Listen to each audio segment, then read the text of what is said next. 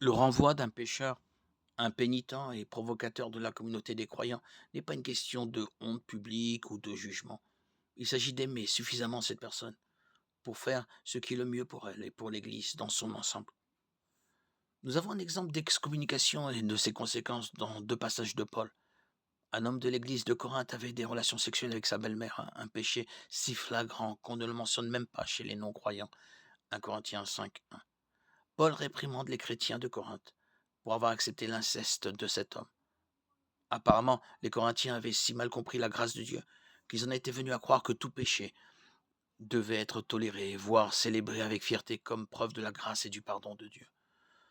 Paul dit, pas question, le péché dans l'Église doit être traité. Il ordonne ainsi aux Corinthiens de se réunir dans le but de les excommunier. Le camp local des croyants devait, sous l'autorité apostolique, livrer cet homme à Satan pour destruction de nature pécheresse, afin que l'esprit soit sauvé le jour du Seigneur. 1 Corinthiens 5, 4, 5. De toute évidence, dans ce cas particulier, une affliction physique d'origine surnaturelle constitue la base de l'excommunication.